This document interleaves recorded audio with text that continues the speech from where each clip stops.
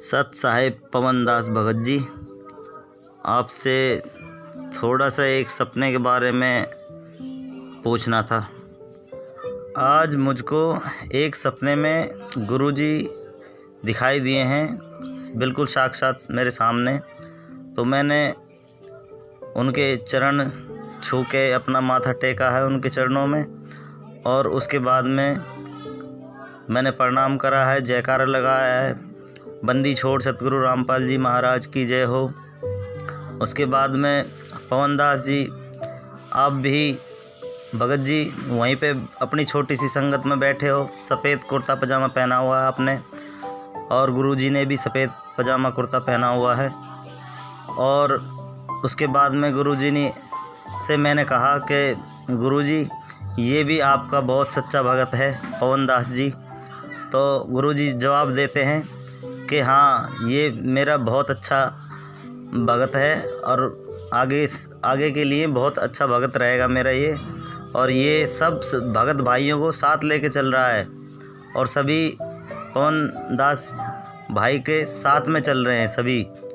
तो गुरुजी यही बात कह रहे हैं कि इसको पहले कुछ नहीं पता था, अब इसको हर चीज़ के बारे में पता लग गया है।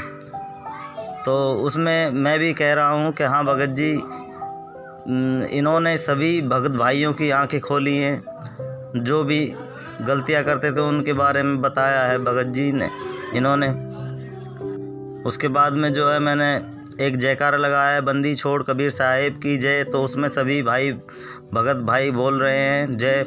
और उसके बाद में मैंने गुरुजी से कही कि गुरुजी मैं अपने भाई के लिए एक जयकारा लगा सकता हूँ। तो गुरुजी ने बोले हाँ हाँ, भाई भाइयों के लिए भी जयकारा लगा सकते हो। तो मैंने कहा है पवन दास भगत जी की जय हो। तो सभी ने जय करी है। गुरुजी प्रसन्न दिख रहे थे आपको देख के। उसके बाद में मैं आपसे गले भी मिला हूँ, आप बैठे हुए थे, बैठे बैठे मैं गले मिला हूँ आपके। उसके बाद में मैंने अपनी गलती की क्षमा मांगी, क्योंकि मैं नादान, मेरे को कुछ नहीं पता था इसके बारे में, भक्ति के बारे में, और ना ही मैं कोई ज़्यादा ये लॉकडाउन में मैंने सत्संग सुने थे बस गुरुजी के। उसके बाद में काम करने लग गया, ऑटो चलाता हूँ मैं। उसके बाद में सत्संग तो सुन ही नहीं पाया बिल्कुल भी। तो वही मेरे बस सुबह आरती चला ली, दोपहर में और शाम को, और सतनाम भी मिल चुका था। आप ये सतनाम लेने के बाद में मेरी आपने आंखें खोली हैं कि ऐसे ऐसे नहीं करना है, तो वो सब चीज़ समझ में आ गया। और आपका फेसबुक पे भी मैंने लाइक वगैरह कर रखे हैं, और मैं अब ज़्यादातर जाता नहीं हूँ वहाँ पे, और जहाँ पे नाम केंद्र सेंटर पे नहीं जाता बिल्कुल भी। पहले जाता था, एक दो बार गलतियाँ कर दी थी मैंने तो गया था। उसके बाद में जब से आपकी वीडियो सुनी है उसके बाद में मैं कभी भी नहीं गया, अब घर पे ही हूँ। और अभी भी मेरे से एक दो बार गलती हुई है, तो मैंने सिर्फ यही अपने परमात्मा से यही कहा है कि हे गुरुजी, आप मेरे को मेरी जो भी ये गंदी आदतें हैं ये आप छुड़वा दें, और आप मेरे को दर्शन दें, तभी शायद मैं छोड़ पाऊँगा। इस मन रूपी काल रूपी मन है मेरा, इसने मेरे को बहुत मतलब फंसा रखा है इसने। कभी क्या मन करता है, कभी क्या। तो अब मेरा दिमाग बिल्कुल खुल गया है, मेरे परमात्मा मेरे को दर्शन दे दिए हैं, और चरण भी स्पर्श करे हैं मैंने गुरुजी के। और मैं बहुत बहुत अपने आप को धन्यवाद कह रहा हूँ कि हाँ, मेरे को परमात्मा ने दर्शन दिए। आज मैंने हो गए कम से कम 8 महीने मेरे को भक्ति करते हुए, पर बीच में छोड़ देता था और वही काल रूपी मन हो जाता था मेरा। अब मैंने एकदम दृढ़ता पकड़ ली है एकदम कि अब आगे से कोई गलती नहीं करूँगा, और भक्ति लगातार रेगुलर करता रहूँगा। अब पहले मेरे को नादान था, नादानी कर बैठा कई बार, तो उसके लिए मैंने प्रार्थना कर रखी है गुरुजी से ही क्षमा मांगी है मैंने। जब से आपकी वीडियो सुनी है तब से ही मैं गुरुजी के चरणों में ही, और अपना धर्म जो है हमने ख़त्म कर दिया है। बस अब एक ही परमात्मा हमारे गुरुजी महाराज, बस इसके अलावा और कोई भी नहीं। यही मैं अपने बच्चों को नाम दीक्षा दिला रखी है, दोनों लड़कों को, तीसरा भी छोटा है, और घरवाली को भी दिला रखी, उसने भी छोड़ दी थी भक्ति। अब उसके भी मन में आ रही है कि हाँ करूँ कि नहीं करूँ, पर उसके करेगी, सब परमात्मा ठीक कर देंगे। ठीक है पवन दास जी, यही एक छोटी सी रिकॉर्डिंग थी, मैं आपके पास भेज रहा था, शायद इसका कुछ उत्तर दे पाएँ आप। बताएं कि गुरुजी बहुत खुश हुए, आपसे प्रसन्न हुए। गुरुजी कह रहा है ये मेरा शिष्य है, बहुत प्यारा शिष्य है मेरा, जो अपने भगत भाइयों को साथ लेके चल रहा है। और आपसे भी मैं बहुत बहुत धन्यवाद कहता हूँ कि जो आप आए, आपकी वजह से बहुत भगत भाइयों की आंखें खुली हैं और सभी अब सही राह पर चल रहे हैं। मैं एक छोटा सा तुच्छ भगत हूँ, नादान भगत हूँ थोड़ा सा, बस इतना ही कह सकता हूँ। और इतनी मेरे अंदर दिमाग भी नहीं है इतना जो कि मैं ज़्यादा बोल सकूं। आपसे बस यही निवेदन करता हूं कि सत साहेब पवनदास भाई, आपको सत साहेब बंदी छोड़ सतगुरु रामपाल जी महाराज की जय हो। बंदी छोड़ सतगुरु रामपाल जी महाराज जी की जय हो। सत्साई भगत जी। भगत जी देखिए, वैसे तो जब से परम पूज्य सतगुरु रामपाल जी महाराज जी ने मुझ तुच्छ 2 कौड़ी के जीव पवनदास को अपनी शरण में लिया है और मुझे यथार्थ ज्ञान दिया है, मुझे धरती पे पैर रख के चलना सिखाया है, मुझे यथार्थता में जीना सिखाया है। उससे पहले मैं जो सपनों की उड़ान ले रहा था वो परमात्मा ने मेरी मिटाई और कहा बेटा यदि भक्ति करनी है तो परमात्मा के ज्ञान को आधार बना, परमात्मा के नियमों को निभा और जो आदेश आपको सत्संगों में दिए गए हैं उन आदेशों को सत्य मान के, भले ही आपने वो चीज ना देखी हो, आपने ना कभी सुनी हो, लेकिन आपको अपने गुरु को परमेश्वर मानते हुए प्रत्येक वचन को आपने लोहे की लकीर की तरह मानना पड़ेगा कि हाँ, मेरा गुरु जो वचन कह रहा है, जो शब्द कह रहा है, जो बातें बता रहा है वो बिल्कुल 1001% सत्य हैं। झूठ का तो इसमें लेस मात्र अंश भी नहीं होता। झूठ शब्द तो कहना भी महापाप का दोषी होना है। तो उसके बाद से भगत जी दास वैसे सौपन वगैरह पे कम ही यकीन करता है, लेकिन आपने बताया कि सतगुरु रामपाल जी महाराज जी स्वयं आपके सौपन में आए, आपने उनको दंडवत प्रणाम किया। तो भगत जी दास सतगुरुदेव जी की प्रेरणा से काफी समय पहले ही अपने लाइव शंका समाधान में एक वीडियो बना चुका है, जिसका विषय था कि सतगुरु रामपाल जी महाराज जी का वर्तमान का जो स्वरूप है उस स्वरूप को अन्य कोई भी शक्ति धारण नहीं कर सकती है।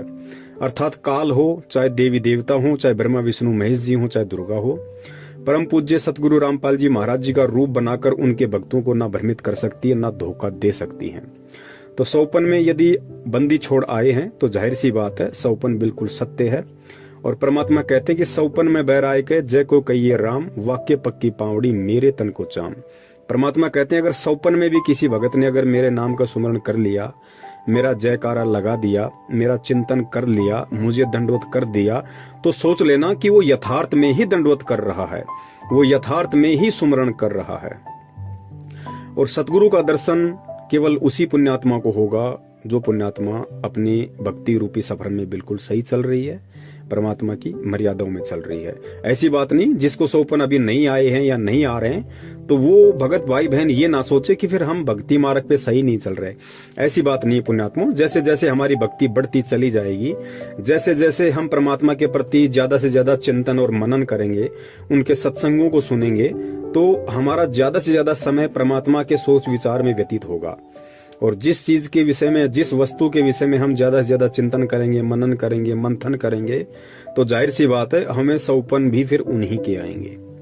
तो सौपन में भगत जी बंदी छोड़ स्वयं थे, तो इसमें कोई बड़ी बात नहीं है, परमात्मा ही थे, परमात्मा के अलावा और कोई नहीं था।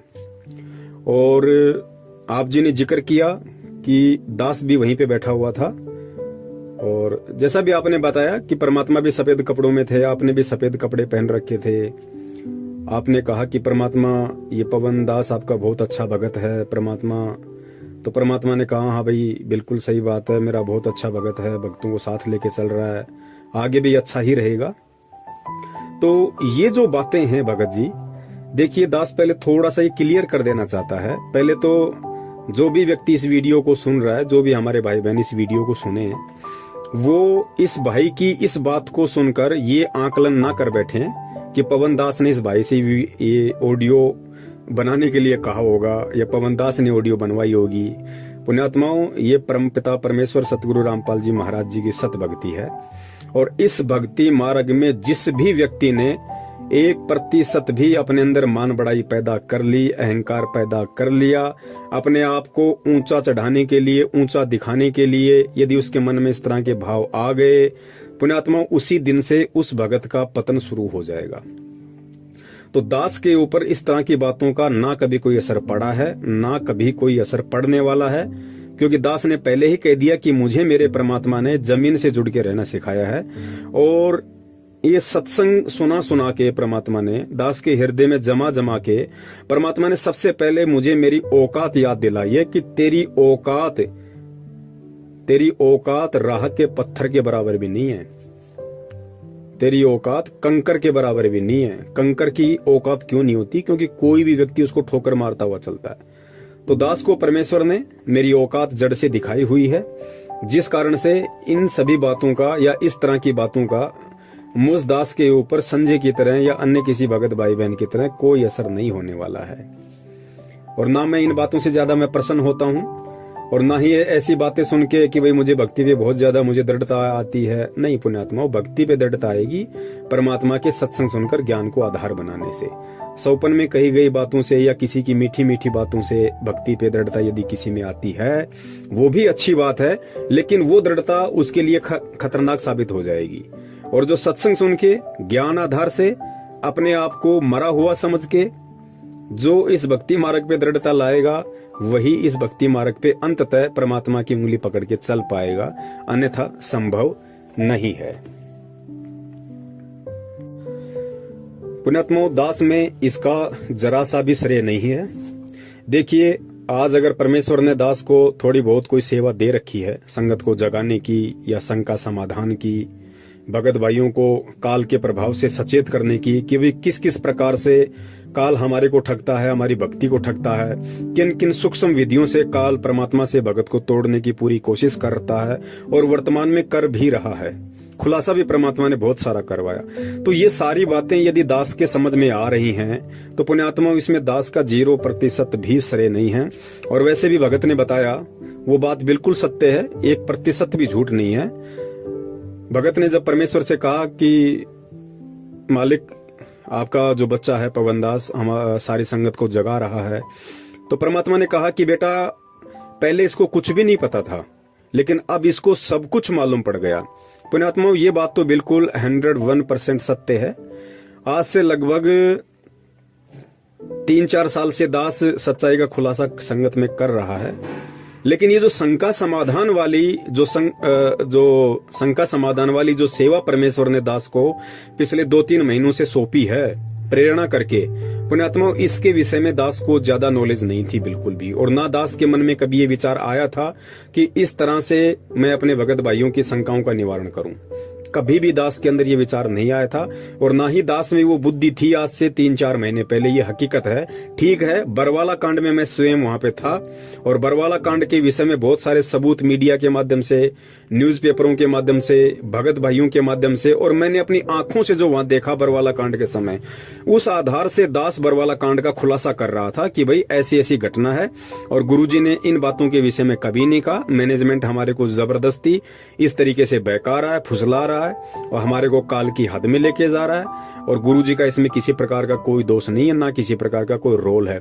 तो उन चीजों के तो सारे सबूत परमात्मा ने दिए हुए थे, इसलिए दास बरवाला कांड को लेके भगत भाइयों को सचेत कर रहा था। लेकिन शंका समाधान की सेवा परमेश्वर दास को देंगे, ये आज से 3 महीने पहले दास को सौपन में भी ऐसा नहीं था।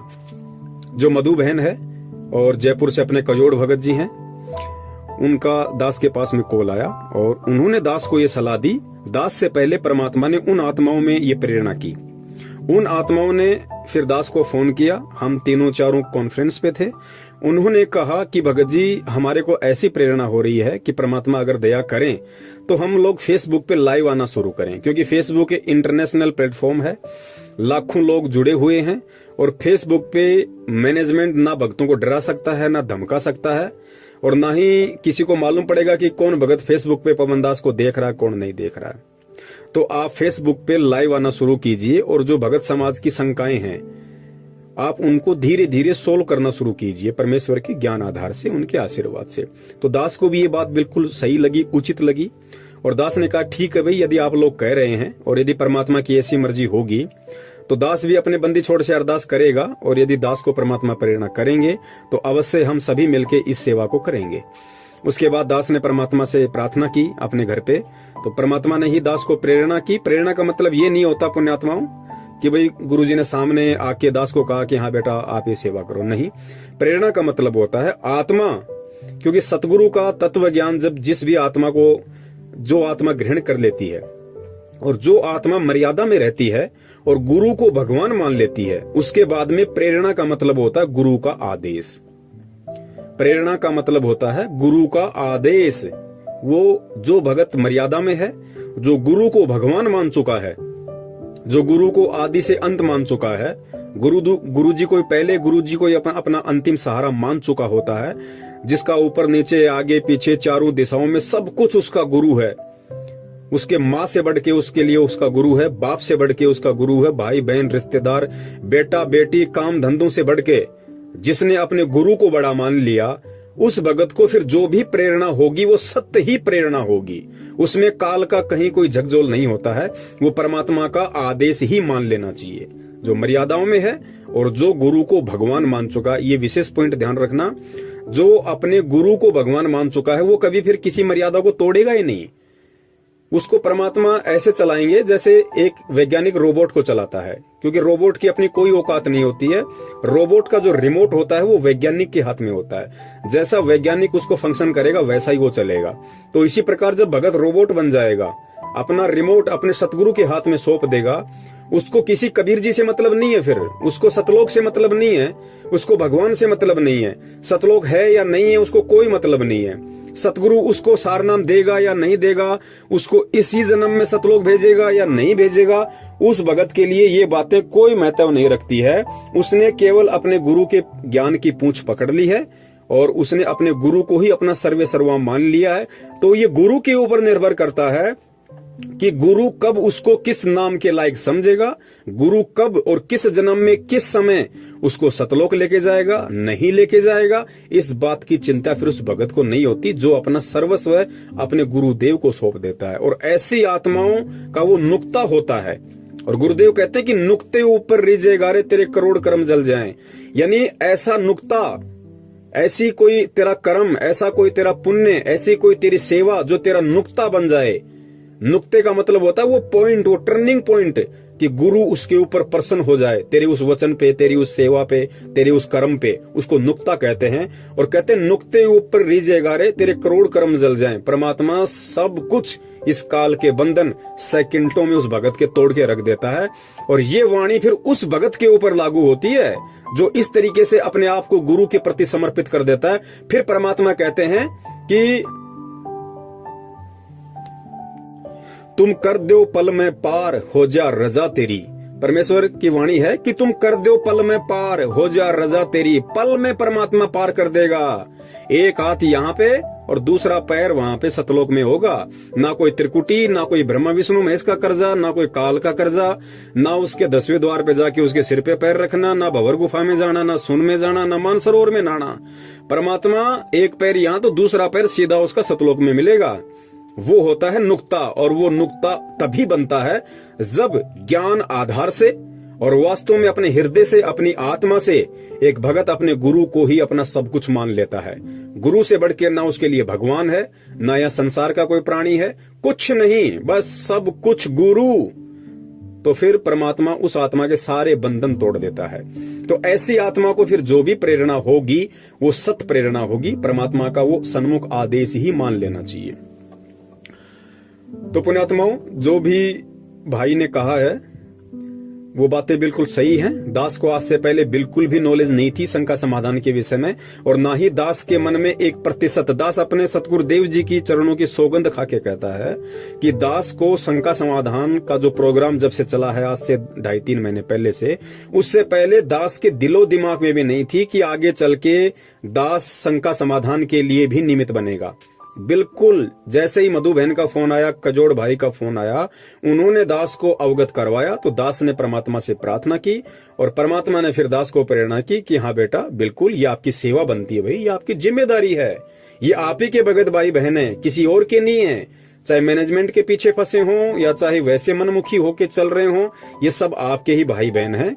और जो समझदार भाई होता है, जो बड़ा होता है, उसकी जिम्मेदारी बनती है, उसका उत्तरदायित्व बनता है कि वो अपने छोटे भाई बहनों को सही राह दिखाए, यदि उसको पता है तो। इस आधार से दास फिर इस शंका समाधान वाले प्रोग्राम में आना शुरू हुआ। और पुण्यात्माओं, मान बढ़ाई और अहंकार का इस भक्ति मार्ग में लेस मात्र भी स्थान नहीं है। यदि किसी ने जरा भी अपने अंदर अहंकार भाव प्रकट कर दिया, उसी दिन से वो परमात्मा से दूर है। और दास बार बार कहता है कि जैसे बहुत सारे भगत भाई कहते हैं कि पवन भगत जी, आप पे तो परमात्मा की विशेष दया है, आप परमात्मा की विशेष पुण्य आत्मा हो। ठीक है, उस भगत भाई के ऐसे विचार हो सकते हैं, ऐसे विचार आने में कोई दोष नहीं है। क्योंकि पुण्यात्मा, सबसे पहले तो हमने एक पॉइंट को क्लियर कर लेना चाहिए। जिस भी आत्मा ने सतगुरु रामपाल जी महाराज जी से नाम दीक्षा ले ली, और जो व्यक्ति 1 साल भी इस भक्ति मार्ग पे टिक गया, इस भक्ति मार्ग पे परमात्मा की भक्ति करते करते, सत्संग सुनते सुनते जिसको 1 वर्ष हो गया हो, उसके हृदय में यहाँ का ना कोई व्यक्ति गुरु का स्थान ले सकता, ना ब्रह्मा विष्णु महेश जी गुरु का स्थान ले सकते, ना काल ले सकता, ना दुर्गा ले सकती। कोई भी व्यक्ति उस भगत के हृदय में एज ए परमात्मा, एज ए गुरु प्रविष्ट नहीं हो सकता, समा नहीं सकता। चाहे वो अपनी किसी गलती से या चाहे अपने किसी माड़े कर्म से, चाहे वो भक्ति छोड़ दे, चाहे वो दूसरे पंथ में जाके अपना कोई नया गुरु बना लिया हो, लेकिन फिर भी वो परमात्मा का तत्व ज्ञान उसके अंदर, वो लहरें हमेशा हिलोरे मारती रहेंगी, उसको ढंग से जीने नहीं देंगी। उसको वो संतुष्टि, वो आत्म संतोष उसको इस दुनिया में कहीं नहीं मिलेगा। भले ही उसने शंकराचार्य को अपना गुरु बना लिया हो, संत रामपाल जी महाराज जी की भक्ति छोड़ के, लेकिन वो चीजें हमेशा उसके अंदर कांटे की तरह चुभती रहेंगी कि भाई बंदी छोड़ तो एक ही है दुनिया में। और जो ज्ञान संत रामपाल जी महाराज जी ने दे दिया, भाई उस ज्ञान के बराबर तो किसी के पास ज्ञान का टपका भी नहीं है। तो पुण्यात्माओं, ठीक इसी प्रकार अभी जैसे हिमाचल में जो संजय है, ठीक है, वर्तमान में वो गुरुद्रोही हो गया है। उसने स्वयं भक्तों को आशीर्वाद देना, जो हाथ की मुद्रा होती है, जैसे हमारे परमेश्वर कर सकते हैं और कोई नहीं कर सकता, लोगों को दंडवत करवाता है, 56 प्रकार के भोग लगवाता है, फिर खुद ही खाता है। ठीक है, वो गुरुद्रोही हो गया, इसमें कोई संशय नहीं है, बिल्कुल वो 101% गुरुद्रोही है। लेकिन उसके पीछे भी जो 20-25 भगत लगे हुए हैं, पुण्यात्मा विचार कर लेना, वो संजय को अपना गुरु नहीं मान रहे। भले ही संजय ने अपने आप को गुरु घोषित कर दिया, लेकिन संजय ने अपने आप को गुरु घोषित किया है तो गुरु जी को ऊपर रखा है। आप इस पॉइंट को ध्यान रखना। दास उसका फेवर नहीं कर रहा, लेकिन दास आपको हकीकत बता रहा है इस भक्ति मार्ग की, कि परमात्मा का तत्व ज्ञान एक किसी भी आत्मा के अंतःकरण में प्रविष्ट होने के बाद में क्यों गुरु उसके अंदर से नहीं निकल सकता। संजय ने गुरु जी को फिर भी ऊपर रखा। ये संजय की चालबाजी है, ये उसका षड्यंत्र है। उसको अच्छे से पता है, यदि मैं गुरु जी को ही साइड में कर दूंगा तो कोई भगत आश्रम में नहीं टिकने वाला। इसलिए उसने एक चाल चली, क्योंकि काल इसी प्रकार से सूक्ष्म चाल चलता है। उसने गुरु जी को फिर भी ऊपर रखा कि गुरु जी तो परमात्मा है, मैं उनका संत हूँ। सतगुरु अलग होता है, संत अलग होता है, मेरे को परमात्मा ने निमित्त बना रखा है। वो अपनी फोटो के ऊपर गुरु जी की फोटो लगाता ताकि वो आत्माएं भ्रमित होके और मेरे पीछे लगी रहें। भले ही वो आत्माएं, चाहे वो 20 भगत हों चाहे 25 भगत हों, भले ही वो दंडवत संजय को करते हैं, लेकिन उनके हृदय से गुरुजी निकल नहीं रहे। उनके हृदय से परमात्मा को कोई निकाल नहीं सकता।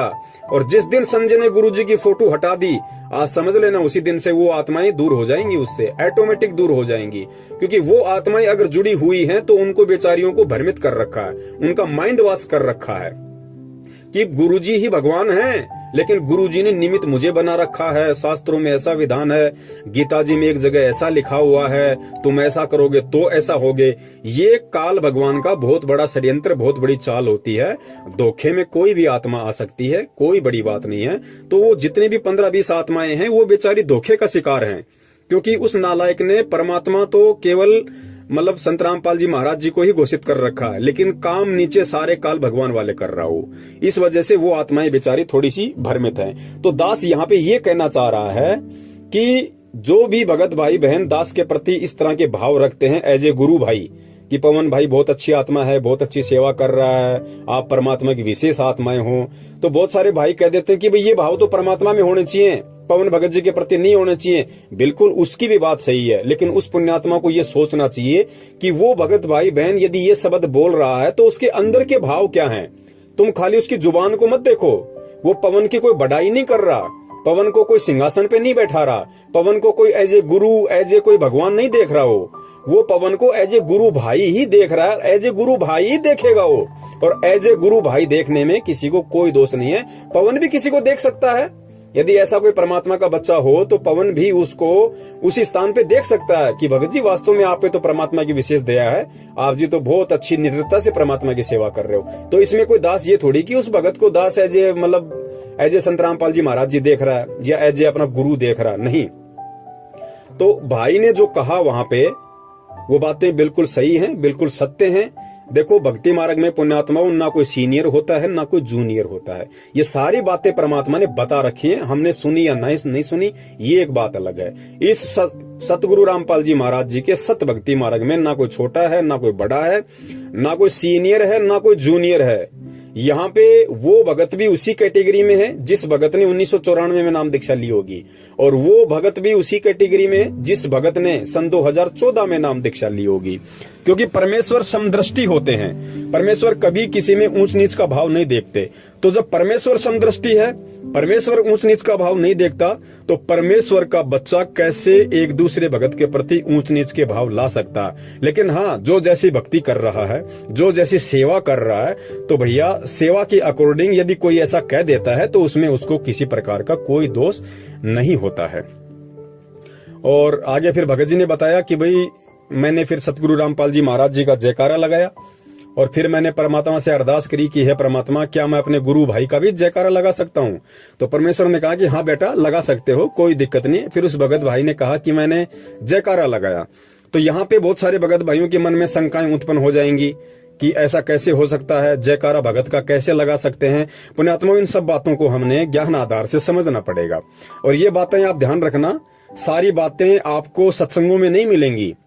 कुछ बातें होती हैं वो परमात्मा प्रेरणा करते हैं, और वो प्रेरणा परमात्मा तभी करेंगे, जैसा दास ने पहले बताया, कि जब आप अपने एडी से चोटी तक अपने आप को अपने गुरु जी के प्रति समर्पित कर दोगे, तो परमात्मा आपको सत्संगों से बाहर की बातें भी आपके दिलो दिमाग में डाल देगा।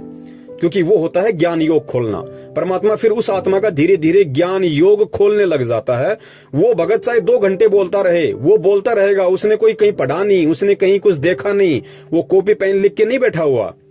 परमात्मा आगे से आगे पॉइंट उसकी नजरों के सामने लाते रहते हैं, उसके दिमाग में वो बातें आती रहती हैं, और बात आगे से आगे परमात्मा के ज्ञान आधार से बढ़ती रहती है। उसको कहते हैं ज्ञान योग।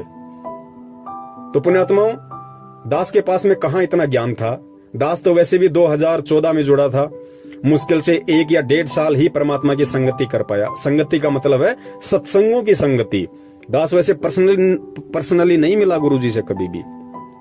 ठीक है, जब दर्शन होते थे संगत के साथ में तो अपना दर्शन लिया, मालिक के आगे हाथ जोड़े, आशीर्वाद लिया, अपने वापस आ जाते थे। दास कभी भी अंदर नहीं गया एक बार भी गुरुजी के पास में, और ना ही दास ने कभी 2 मिनट गुरुजी से बात की होगी कि गुरुजी क्या है क्या नहीं है। कभी मौका ही नहीं मिला, हमें कोई जाने ही नहीं देता था अंदर। 50 तो वहां पे बंदूकधारी खड़े होते थे, और हम जैसे 2 कौड़ी के जीवों का कहां नंबर आवे। वहां तो बड़े बड़े सूरमा लोग खड़े रहते थे, रिश्तेदार, तो हमारा कहां नंबर आना था। तो दास ने तो मुश्किल से 1.5 वर्ष ही परमात्मा की सही से संगति की है, और बाकी तो सत्संगों की संगति परमात्मा ने करवाई। उसके बाद फिर बरवाला कांड हो गया। अब दास से पहले तो वो लोग जुड़े हुए 1994 से लोग जुड़े हुए हैं। अब उन पे वो दया नहीं हो पाई जो दया दास ने इस 2 कौड़ी के पवनदास पे कर दी। तो इसमें पवनदास का क्या श्रेय भाई? मैं तो वर्तमान में ऐसी कोई भक्ति भी नहीं है मेरी। तो ये पुण्यात्मा होता क्या है कि पिछले जन्म जन्मांतरों के सुकर्म होते हैं, ये पुण्य कर्म होते हैं। भक्ति कर्म से ही ज्ञान योग खुलेगा। आपने दान चाहे कितना कर रखा है, दान ज्यादा करने से ज्ञान योग नहीं खुलता, भक्ति ज्यादा करने से ज्ञान योग खुलता है। परमात्मा की मर्यादाओं में ज्यादा रहने से ज्ञान योग खुलता है, ज्ञान को आधार बनाने से ज्ञान योग खुलता है। तो दास के पिछले जन्म के ऐसे कोई भक्ति कर्म होंगे, वो बंदी छोड़ी जाने, उस आधार से परमात्मा ने या फिर वर्तमान के परमात्मा ने दास के अंदर कुछ भाव पैदा किए। देखो, भाव भी परमात्मा ही पैदा करता है। हमारी औकात नहीं कि हम परमात्मा के प्रति भाव पैदा कर लें, हम परमात्मा को परमात्मा मान लें। या हम जैसे गुरु को भगवान मान ले, ये आप और हमारी औकात नहीं है। परमात्मा ही सारे नुक्ते बनाता है, परमात्मा ही अंदर प्रेरणा करता है, फिर परमात्मा ही भगत के अंदर वो बातें डालता है, फिर भगत के अंदर वो भाव पैदा होते हैं, फिर वो सारी चीजें बनती हैं। तो परमात्मा ही सब कुछ करता है। और मालिक की वाणी भी है कि करे करावे साइया और मन में लहर उठावे, दादू सिर दर्जीव कर आप बगल हो जावे। तो पुण्यात्माओं, शंका समाधान के माध्यम से जो भी कुछ हो रहा है, ये परमात्मा ही सब कुछ दास को निमित्त बना के करवा रहे हैं। दास का इसमें किसी प्रकार का कोई रोल, कोई श्रेय नहीं है। यदि लाखों की संगत में से परमात्मा ने एक पवन दास को चुना है, तो पुण्यात्माओं, इसमें पवन दास का कोई श्रेय नहीं है, ना पवन दास कोई विशेष है।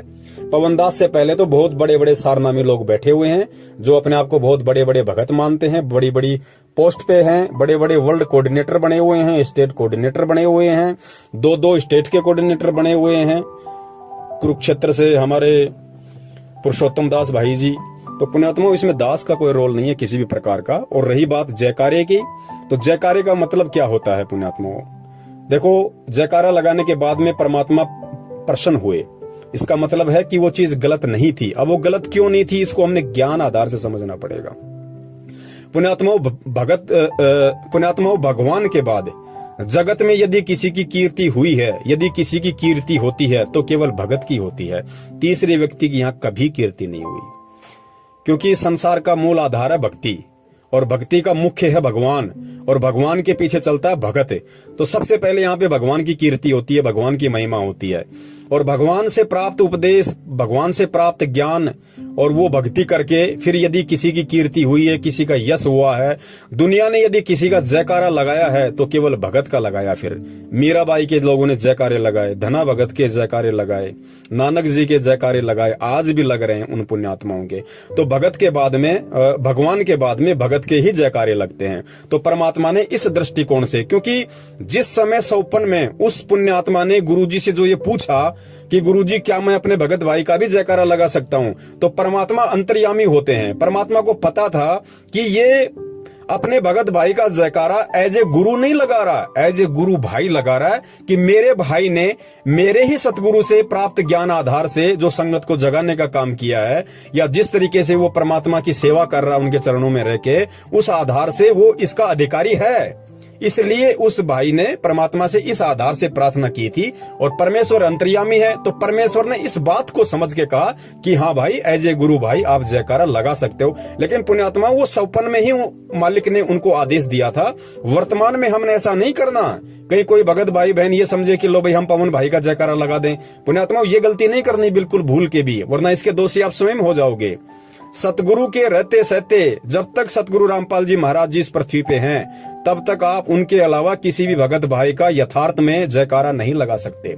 और बाद में तो हम सभी के जयकारे लगेंगे भाई, जो आज सतसेवक बन के परमात्मा की सत भक्ति मार्ग पे डटे हुए हैं, गुरु के ज्ञान को आधार बना के स्वयं चल रहे हैं, दूसरे भाइयों को चलने की सलाह दे रहे हैं। पुण्यात्माओं, जब हमारा यहाँ से शरीर छूट जाएगा, उसके बाद हमें मतलब ही नहीं, चाहे हमारा जयकारा लगे या ना लगे, लेकिन पुण्यात्माओं जयकारा लगेगा आने वाली पुण्यात्माओं के लिए, उनको उदाहरण पेश करने के लिए कि वो जैसे भगत थे, जैसा वो कर गए, उस तरीके से तुम करोगे तो तुम्हारा बेड़ा पार होगा। जैसे आज गुरुजी नानक जी के विषय में बताते हैं, धर्मदास जी के विषय में बताते हैं, अपने आप को छुपाते हुए गरीबदास जी महाराज जी के विषय में बताते हैं, दादू जी के विषय में बताते हैं, मीरा के विषय में बताते हैं, धना भगत के विषय में बताते हैं। वो भी तो भगत थे, लेकिन उनके जयकारे उस समय नहीं लगे, उनके जयकारे जाने के बाद आज लग रहे हैं। लेकिन पुण्यात्माओं, आज हमें परमात्मा ने इतना ज्ञान दे दिया कि आज हमारे अंदर किसी भी प्रकार का वो मान बढ़ाई और अहंकार नहीं आ सकता। उन पुण्यात्माओं के जाने के बाद जयकारे इसलिए लगे क्योंकि उस समय ज्ञान आधार नहीं था इतना। परमात्मा ने तो ज्ञान दे दिया था, लेकिन वो पुण्यात्माएं अपने संस्कारवश ज्ञान को आधार नहीं बना सकती थी। इसलिए परमात्मा ने उस समय उनके शरीर में रहते सहते उनके जयकारे नहीं लगवाए। अगर उस समय उनके जयकारे लग जाते तो उस समय ज्ञान पुण्यात्माओं वो संपूर्ण परमात्मा ने मूल ज्ञान नहीं दिया था जो आज 1994 से दे रहे हैं। तो उनके अंदर कहीं न कहीं वो मान बढ़ाई आ सकती थी, कहीं न कहीं अहंकार भाव जागृत हो सकता था। लेकिन आज परमेश्वर ने पूरा पिटारा खोल दिया अपने तत्व ज्ञान का, संपूर्ण खुलासा कर दिया अपने मूल ज्ञान का।